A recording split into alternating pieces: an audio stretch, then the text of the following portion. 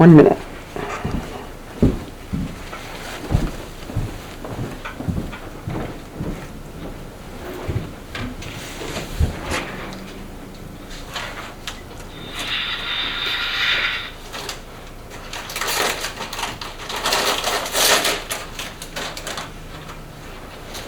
Tuesday, January 21st, 2020, EDA meeting.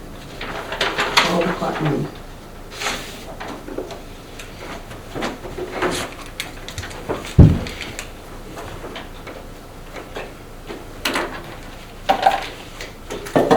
Did all of you enjoy your interesting reading materials that I sent you?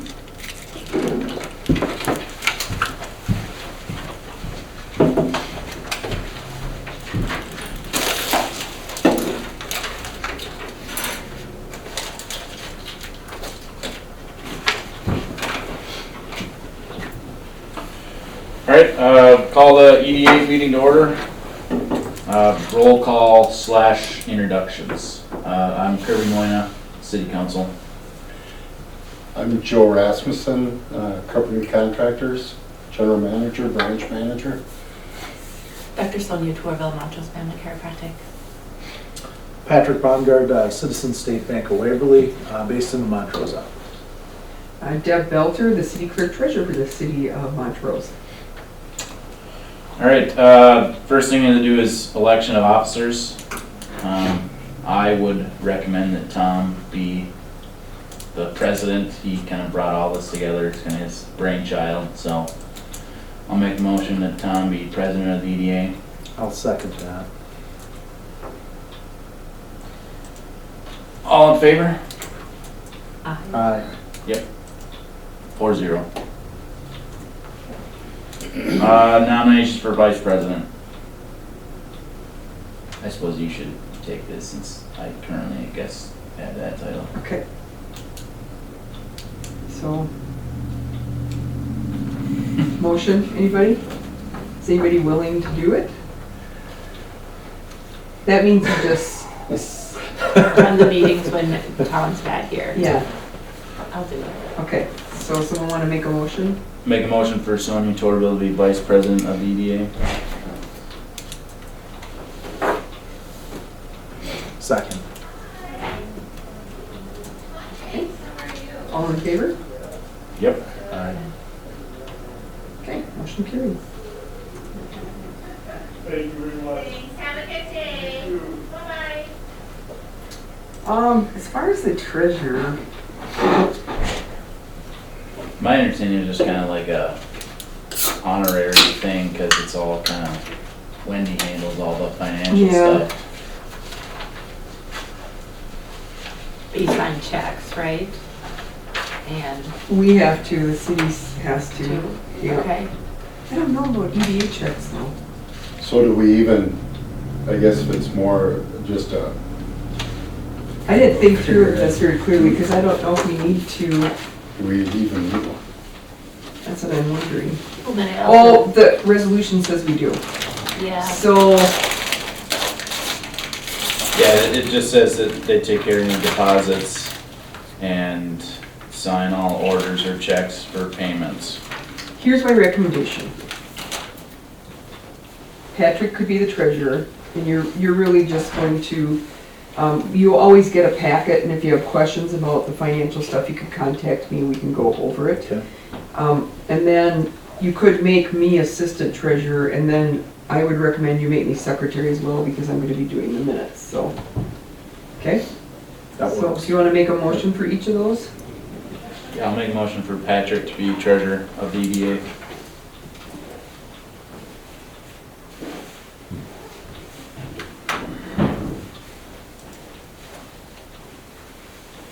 Anybody have a second on that? Yeah, I'll second it. Okay.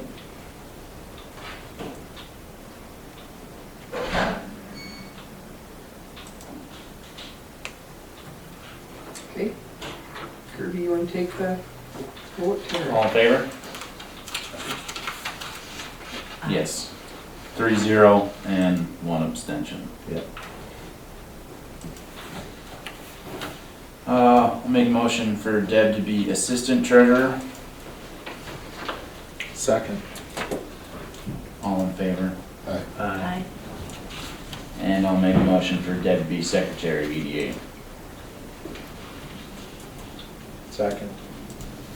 All in favor? Aye. Now Sonia needs to take over, huh? Okay. Approval of the agenda, so Maybe you have anything you want to add to it, or?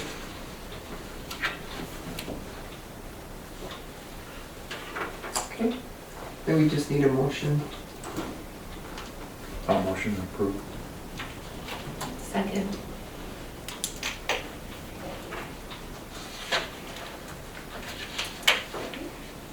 Okay, then we need the treasurer's report. And that's- Officially no activity that I'm aware of. Good one. I just wanted to give you an idea of our Economic Development Authority Fund. In the fund itself, which is, the Economic Development Authority Fund is through the city.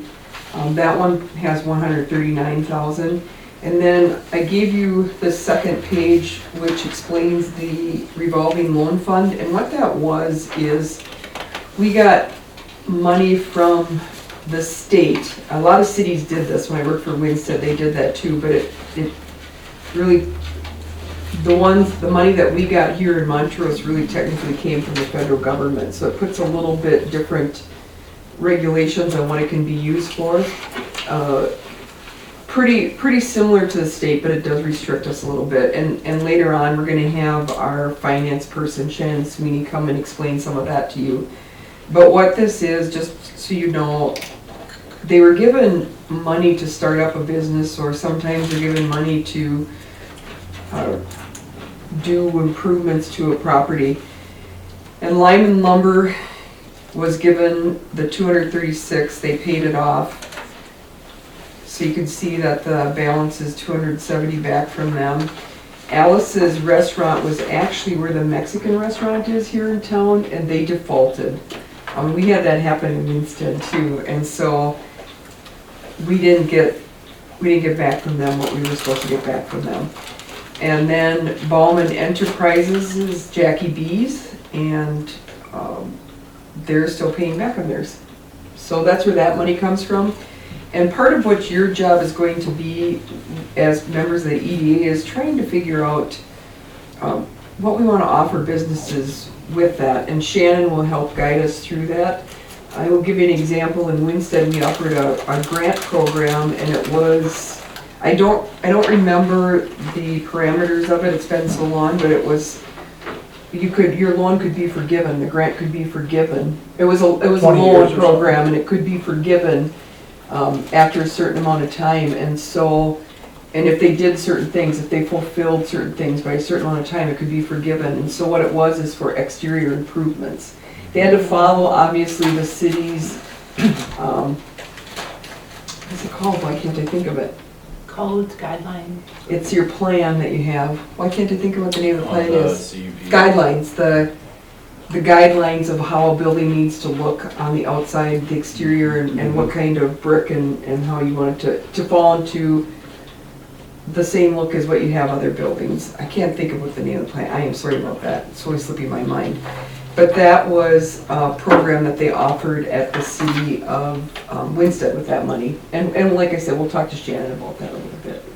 Is there any time frames on that money? Like if we don't use it, they claw it back or anything? There is not. That's a good thing. They just had a program where you could pay them back a certain amount of money, and then you got to keep all of it, no matter what came back or didn't come back. But we didn't qualify for it because, again, it wasn't state money, it came from the federal government. Because I know in Winstead, our money came from the state. Mhm. It did come from the state, but the money Montrose received for some reason came from the federal government. It still came through the Minnesota Investment Fund, but it was federal dollars. So This no- has to be related to real estate too, is that correct? Yes. Yep. Now, the regular EDA money that I have highlighted in yellow if we have developers come in and we want to help them with something, that's what that funding could be used for. But there's other programs too, tax increment financing and programs like that, that again, Shannon will be doing some training on. So that's probably why we have what we have sitting in here, because we haven't done any of those programs. One of the reasons why we wanted to get the EDA going is because we really want to work on business retention. We really want to be able to offer businesses funding if they want to make some improvements or want to add to their workforce or whatever, so. Okay, so is there anything we have to approve or anything on that? No. Okay, then on to compensation for meeting attendance. I do have to do a resolution. This has to be passed by resolution. And I wanted to just check with you, all of our other commission members get $25 a meeting. I just wanted to make sure that was, I mean, you can pick whatever amount you want, but if $25 sounds reasonable to you for every meeting, that's what we'll go with. That's okay with you? I'm good with nothing. Yeah, I'm good with whatever. So we'll put it at 25. So we will need a motion to set the compensation for meeting attendance at $25 per meeting. So motioned. Second.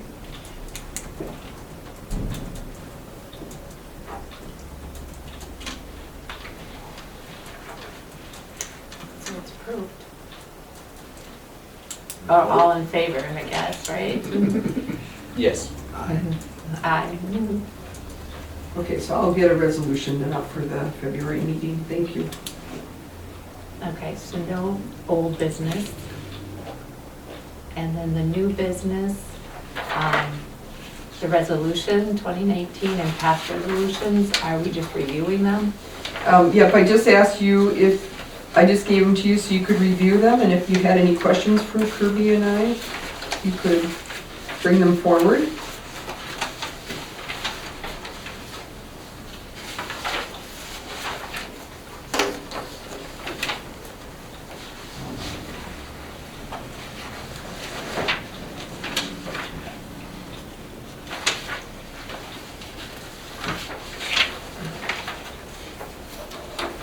I think the big one is going to be your 9215. That kind of tells you why it was established. So I don't know if you have any questions about what the role is of the EDA.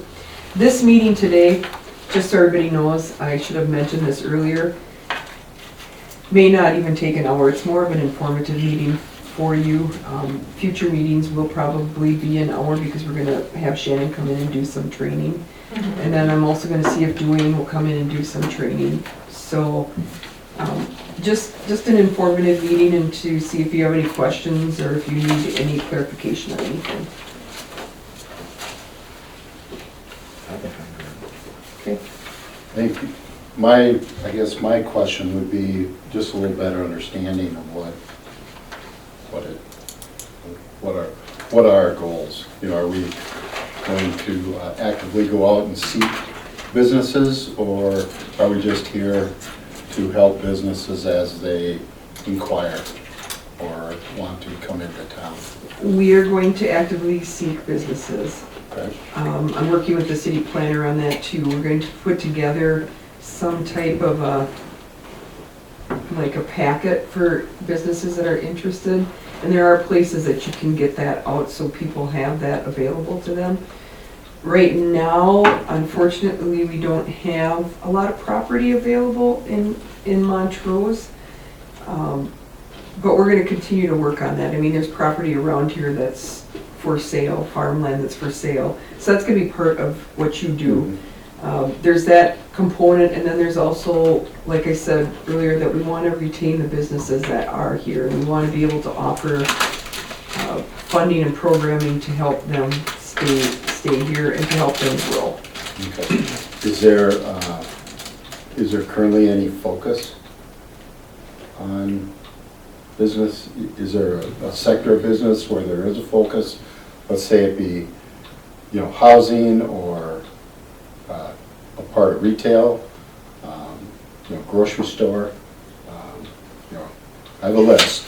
I think all of it, to be honest with you. Okay, We're working right now, and you guys will be part of those conversations. The Brummer Group is looking at whether or not they want to develop that housing property outside of town off of Highway 12. Joel Lemmerman has that land, Apple property for sale. They propose that for housing.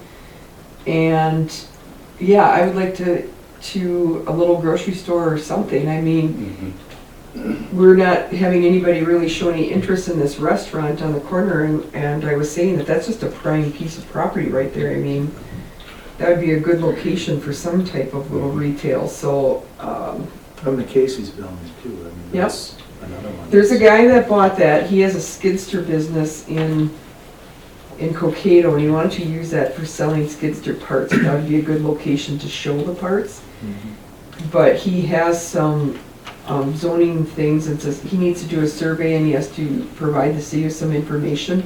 And he and his realtor both were made well aware of that by our city planner and by me, and they didn't follow through on it. So he's, the man that bought it is a little frustrated, and I don't, if you hear anything out there, because I know some people have said to me, well, what's going on? I know he's frustrated. The ball is in his court now. He's been told, he and his realtor, what they need to do.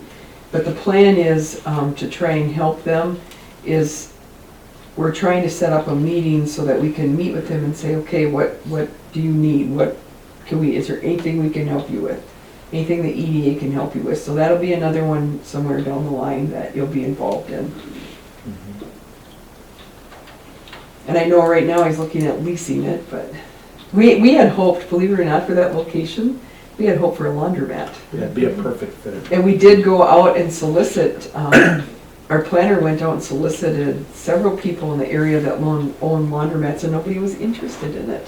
So is the current owner at this point now where he doesn't think that property will work for his business, and he's, I can't answer that because I don't know that, but it almost seems like it, because he has to meet certain requirements of space in order to display his products. So I think the big thing is that he has to pay for a survey. He doesn't want to pay for a survey. So Tom and I thought we would have the planner set up a meeting and just say, what's the holdup? Is there something we can help you with? Mhm.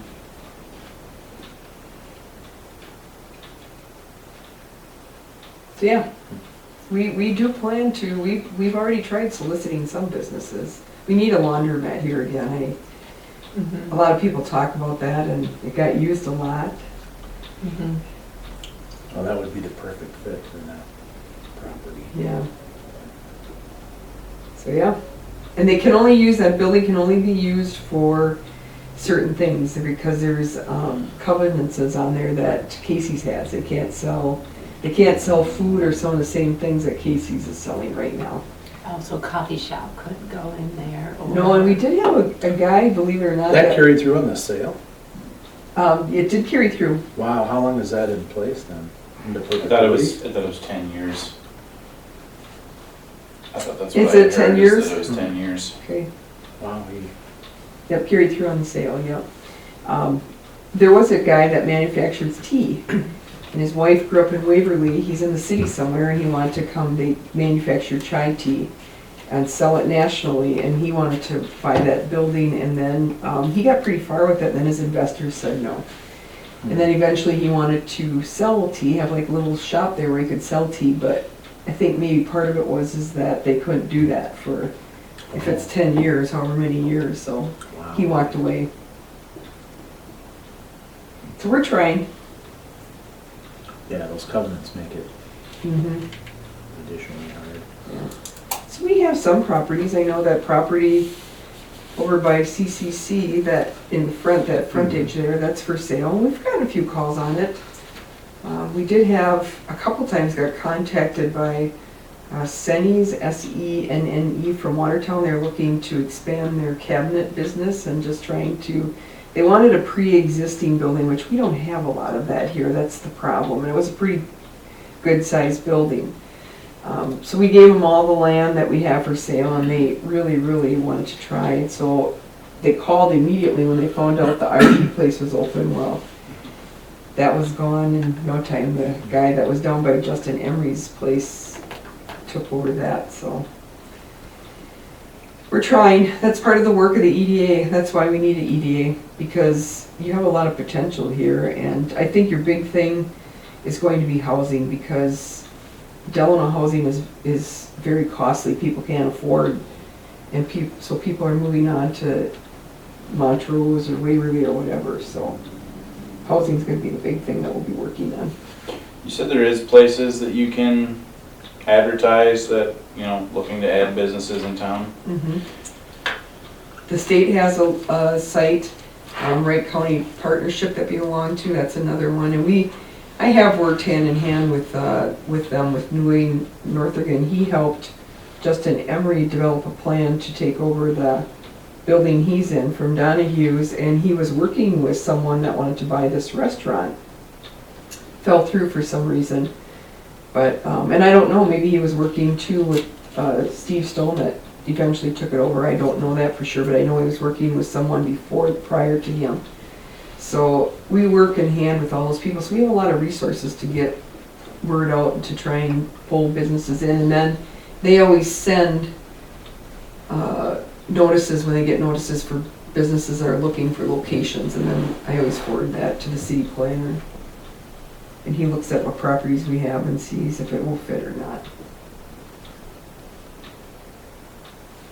Yeah, I'd like to see some sort of another restaurant come into town, not, you know, something that could be fast food, but not necessarily like a McDonald's or a Subway, but something different. Mm-hmm. I'm surprised Jack and Peace isn't open at lunchtime, because I think he would do well. We could use it something like cafe type, mornings, lunches. So do we need to do anything with the resolution? No, I just Okay. want to know if you had any questions, and even if you don't today and you look at them again and you have some questions, please make sure you give me a call. Okay. And then on to establishing a meeting day and time. Do you like this Tuesday? This is the third Tuesday of the month at noon, and we will provide lunch for our meetings. It's Does okay. this work for you? Do you want to keep that? No, as long as I know ahead of time, I'm fine. And here's the scoop, don't ever hesitate if you have something that comes up that you can't make it. One of you can't make them, because we always have to have a quorum. It's very easy for us to change these meetings. So the only time I'm not in the office is on Thursdays, but that's not a problem because Heidi can take minutes if she has to. So we can always change them if you need to. So for now, should we say that then? Should we make a motion to make it the third Tuesday of every month at noon? It's not gonna be every month, let me back up there. We're going to need to meet more frequently until we get everything established and you do some training. Otherwise, it's going to either be bi-monthly or quarterly, we don't know yet. It will obviously pick up as housing. If the Bremer Group does decide to do this, it's gonna pick up at that time, or if another business tries to come into town. And also know that we might have to have special meetings where we need something approved, okay? We need to have an established time because we put that on the mayor appointments, the resolution for the mayor appointments. All our meetings have an established time. I would move for noon on the third Tuesday. Second.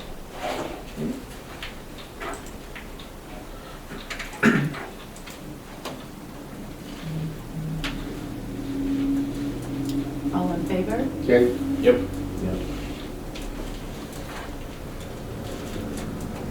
Okay, future trainings. That's what you were just talking about. Yep. Anything, any other discussion on that? The only other thing I want to tell you is that certain organizations do EDA training, and whenever I have anything come across my desk regarding that, I will forward it to each of you, and please do not hesitate if you're interested in going. The city does pay for the training, and if you have to travel a distance, they do pay for accommodations, so don't ever hesitate. And if you ever run across something and you say, oh, I'd really like to go to this, just give it to me and I'll get you signed up, okay?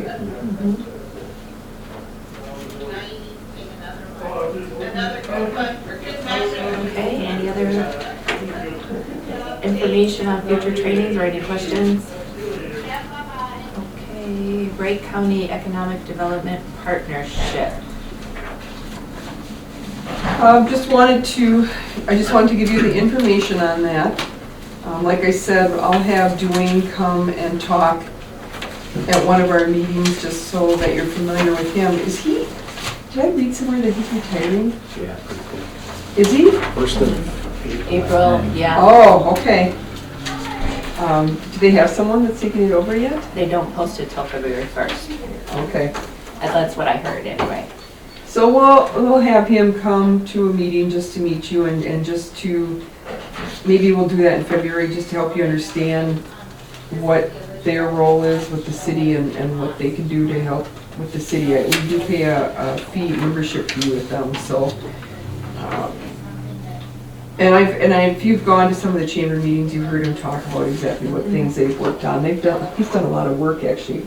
It's gonna be hard, those are gonna be some hard shoes to fill. I know. If you're planning on any training from him, I would approach him about it relatively soon. Yeah, I'll talk to him, hopefully he's there on, I think, is he in there, does he? I haven't heard anything if he's coming. If on he's not there on Thursday. Thursday, I'll get a hold of him, and maybe in February we'll have him come and do something. Other than that, I just gave you some little information on them so you know. And like I said, he always sends me notices that he gets through email talking about businesses that are looking for a location in this area. And actually Montrose is highly sought. Anything on Highway 12 here is highly sought because they hop on Highway 12. Not that it's any fun driving in traffic on Highway 12, but Not at all. no, not at all. Taking a left at 4:30. Yeah, right? Or better yet, the guy 2 cars ahead of you is taking a left at Yep, 4:30. yep. Very good point. That is challenging.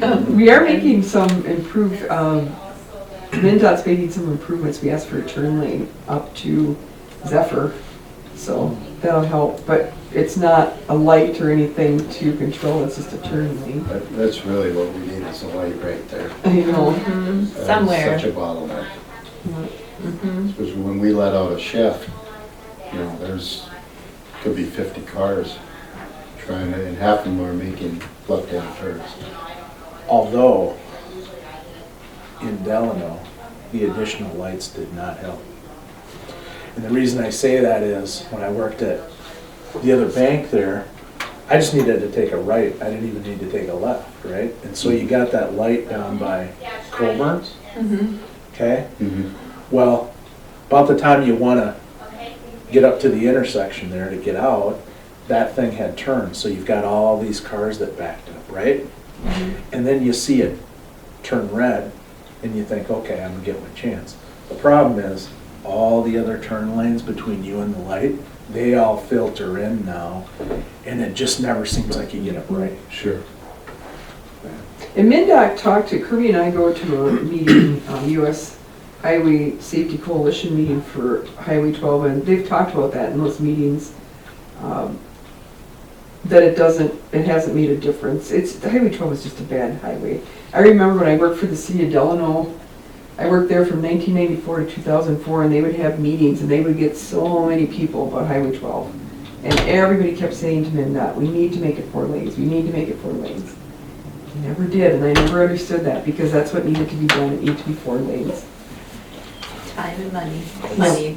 It's because they didn't make the choice. That was in their plans, I guess, back in the 60s, that I've been told, and they just decided not to buy the land, and so that's, I don't know, but they were also gonna bypass all these towns too, and they were gonna buy off County Road 30 and just make that, so. And that would have been the answer. Yeah. Is that I just know that no matter what time of the day because I live in Waverly, you go east into the cities or even coming back west, it seems like all the time now it's busy, and I always get so irritated because you get up to this passing section here and everybody goes really fast, and then you try to pass them because you know they were going slow and it was just 2 lanes, and then you can't pass them because they're going so fast, and they get back to 2 lanes and they go really slow. from 212 north to to 94, there really isn't a east-west corridor. And that's 40, 50 miles between the two. Yes. So you'd think there would be some emphasis on getting that in. Highway 12 would be ideal, but now, like you say, it's pretty locked up. It'll be, Well, they have 7, but 7's just as bad as Highway 12 is. yeah. And it's Just not as- 4-lane. No. Mhm. And they just put in all those roundabouts to solve their problems. Mhm. I would actually, just business-wise, I would invite a roundabout up on Zephyr. Just to It's actually a good idea. get trucks and, we have, well, every morning between 6 and 6:30, we typically have 14 semis or cranes leaving the yard. It's a little tough. Yeah, and the majority of them are taking a left-hand turn. I'll talk to MinDOT about that. And semis is it hard for semis to do roundabouts like that, or is it No, depend how not they if build they're, them if they're built, correctly? and I'm sure they would, on something like that, they would build a wide enough. If they're too tight, yeah, but if they're built wider, like the ones on 7, they built wider. Mhm. I think roundabouts make it easier many times, especially on 7, to get going through there. As long as everybody understands how they work, because in Buffalo, they don't for some reason. Yeah, that's true. Train comes and they just fill them up. Yeah. I had a guy yesterday pulled out, I left the Holiday Station to go, I don't know what road that is. I left Holiday and I went, because I go straight and go around the lake to go home to Waverly. Guy pulled out right in front of me in the right lane.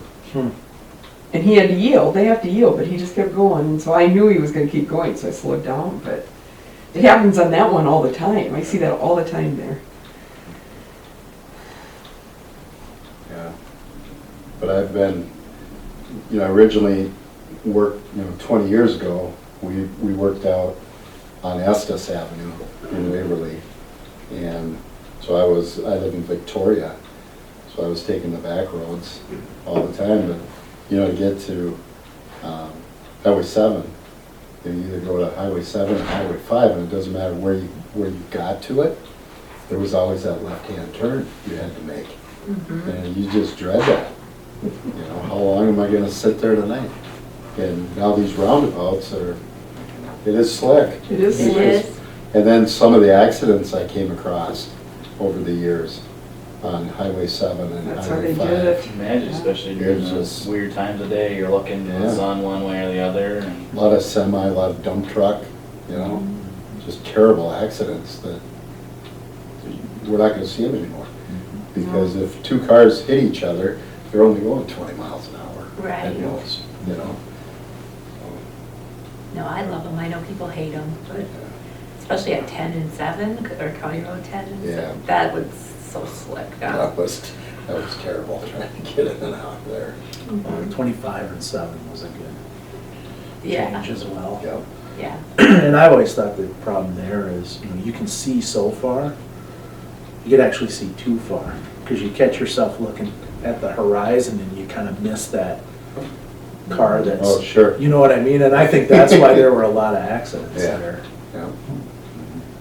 I know, that's a good idea, Joe. I'll talk to the engineer that we're working with at MinDOT, see what she says about that. yeah, even that one that they have in the middle of Watertown there, not down by the bridge, that one's nice too, but the one up the hill, up by the bank there, even that one's just so much nicer than having to stop and, Yeah. Yeah. Well, it's worked in Europe for hundreds of years, and people get used to it. didn't they bring that up about doing that up here at 25 and 12, and they're just like, there's not enough space? We can't here because we don't have enough room to do it here, at this intersection. And that's actually a problem intersection that MinDOT's trying to correct, because semis, when they're turning, when they're going east on 12 and they have to turn right onto 25, there's not enough room for them, so they always have to go in the other lane, so they're trying to work that out so that they can make that a better turn there. Another question I had was, as far as infrastructure with the city of Montrose, I don't know a whole lot about it. Is all the wastewater going through the Musa line? Or is that Is it going where?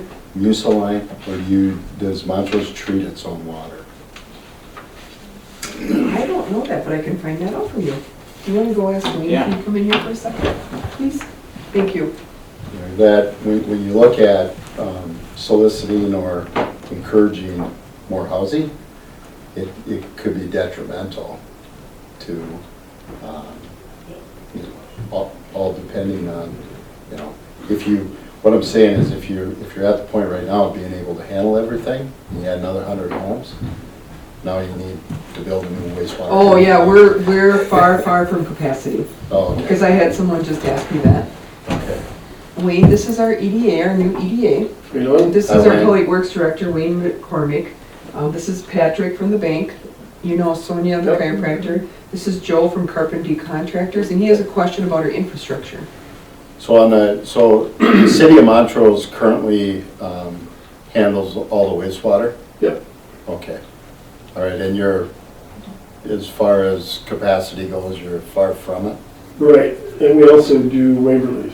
Oh, you do Waverly's Comes from also? Waverly here. Oh, okay, all right. And when they built the plant, they planned for, was it 100 homes a year Yeah, from Waverly? for quite a while. Okay, And we weren't even close to that for many years, because then the market crashed, and so we're far from capacity.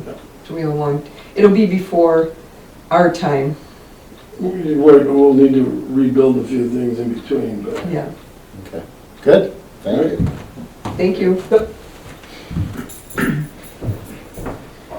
So yeah, and that's the big thing, just so you guys know, that the Brummer Group is looking at out at that housing development. It sat empty for so long, and they hired a contractor. They spent, it was $10,000 or $20,000 just having him test it, and he was having problems with the water pressure and stuff, so they don't know what the infrastructure looks like.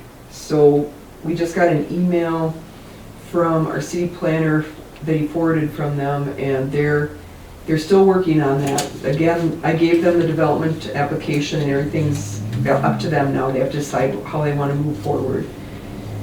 And so they're just trying to figure out money-wise if it's feasible, because they're probably gonna have to do some infrastructure work out there. So I think it's more the water system than the sewer system that they have to look at, but it's sat for so long. Sure. But the land out there, we got back in tax forfeiture, so they only have to pay what we put into it. And right now, the city's put in about $60,000. Obviously, as time goes on, that's gonna go up, but that's where we're at right now. Okay. How many lots does that entail? You didn't get it. It's 52 acres. They're proposing assisted living. Yeah, there was 100 homes between regular houses and Townhomes. townhomes, and then there was it was like 18 apartment assisted living. We also have land that's already ready to go. Another thing we're trying to find is someone for that land. Meadowbrook out off of Clementa is ready to go for an assisted living facility and a senior housing, senior apartment. So we're trying to solicit that property too, to get a developer in here. We've talked to a couple, but we need it. I know that one of the reasons why Gary Brummer's looking at this is because one of, I don't know if it was mom or dad, recently passed away, and he had to move them out of town because there was no place for them to go. So he really would like to see something. He's very committed to our community. The other thing I hear a lot is childcare. I mean, you're adding all these homes, and then businesses, well, then there's childcare needs too. And I know many of the places are filled in the area. I also hear that coming from the business networking group in Delano, and with Tuffy's coming in between here, there's going to be a lot more people looking for housing, which is good, but then also the child care portion of it, I think. So a child care center, maybe. Okay, good one. Yeah, and the only See, one this they is what have you're is supposed to the, be doing. Good job. yeah, the only one they have is the one by the elementary school there. And I think that's more kind of pre-K type of stuff. It is. Yeah, And I hear it's full too. it's always full. Yeah.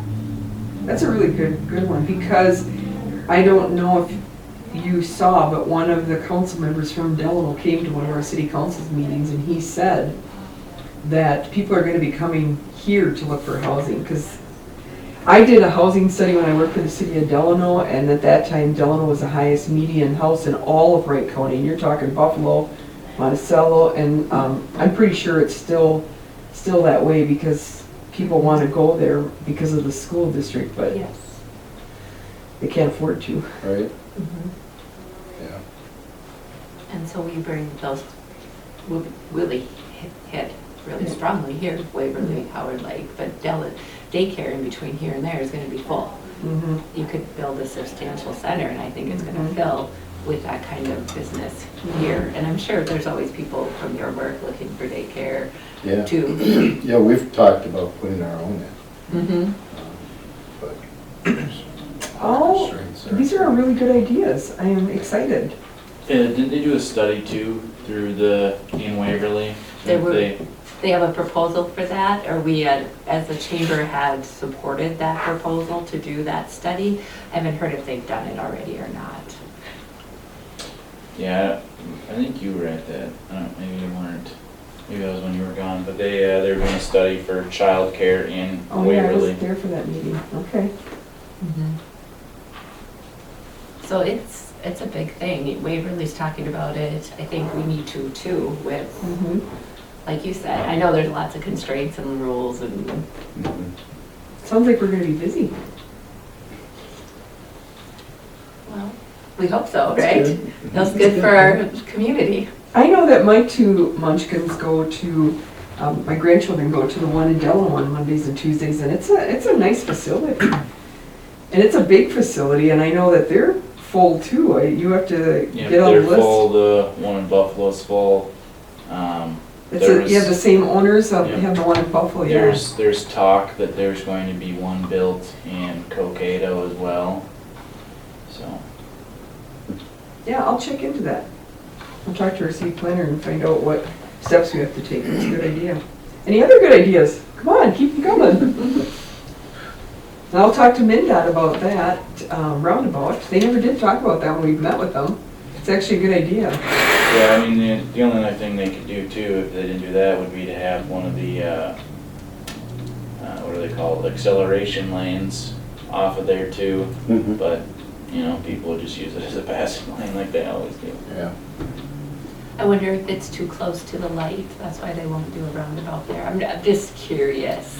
You know, I'm not sure. You know, the one advantage to it is they could go back, they could go east, 500 yards or even less, and throttle down the speed limit, Mm-hmm. which would be great, because even if, Yeah. I guarantee you, even if they put a 30-mile-an-hour speed limit out there, people would drive that. As a matter of fact, we had one of our council meetings, people were complaining about that, and before my time at the city, they had done something like that, and MnDOT won't change it because. Yeah, well, yeah, and they just changed it to 50 out here a couple of years ago. Wasn't more than maybe 3 years ago that they changed it through the last half of town to 50. Mhm. So Because they said people don't slow down. Right. But if they're more likely to get closer to it, because that's hard to pull out too, if you know they're Right. going so fast. Yeah. Then you have even if you're going right, coming out of our parking lot area. Yep. Well, and I wonder how you do like a roundabout, because you can't go south. Right, you wouldn't go south, but they do have those. it'd be like the one in Watertown that they have up by the bank there, where it's just 3 access points. And then if they yeah. needed to in the Yep. future, they would just add another one. Yep, you're right. Okay. Yeah, I'll check into that. And if she has any questions, is it okay if she contacts you, the engineer? Sure, Okay, sure. okay. Yeah, I know in Chaska, between Chaska and Carver, they had put a new road through there where, all they had was a overpass over New 212, and there's a lot of houses going in out there. So they added an entrance and an exit lane to 212, and both of those are fed off roundabouts. So, one eliminates the the lights. Plus it keeps the traffic at a decent speed. Mhm. So it's really controllable. And if you've ever been down to the new 169, 494 crossing, by the old Viking Center and that area, that's all roundabouts down there. They have very minimal lights. And if you look at the signs, you can get to where you're going. It's watching the Very, sign. very easily. Yeah, but if you miss it, then you can You just just go keep around. going. That's what I always say. I grew up in Appleton, Wisconsin, and they have them everywhere there. And they're all, I'm serious, some of them are 4 lanes, the roundabouts. Yeah. In Appleton and in Oshkosh. I have a brother that lives in Oshkosh. And it does get a little nerve-wracking for me because I have done that. And I always say to my mom when she's in the pad, look kids, Big Bend, the vacation. We really keep going around Yeah. because it is a little nerve-wracking when they're that big. Yeah. It's that thing on, I don't know if it was 60 Minutes or one of the news shows, over in Europe, I believe it was in, I think it was in Amsterdam, where they have a roundabout, and it's been there for, I believe, hundreds of years. And there's like tens of thousands of bicycles and cars that go around this every day. And they've had, you can count on one hand how many accidents they've had there in a year's time. So they work. Wow. And once they're in, there's zero maintenance, really. You know, it's not like a light. And so, Yeah, I'll talk to her. See what she says, because they're in the planning process right now. go for the light first. They were very big. I already brought that up and they said Just no. kidding. They already said no. I know that. Because they wanted 1, 2 at Center. Because they Oh, said they've okay. had problems at Center. That's why they did that, what do you call that, where that butts out a little bit. Yeah, it's a They slow did that to people slow down. The bump, the bump. Yep, they did that, but people are saying now that they wanted one down by Dollar General. Well, MnDOT's like, yeah, no. Are you being solicited by dollar stores to come in here? Other than, I know we have a Dollar General, but any other ones? I've not. Okay. Nope.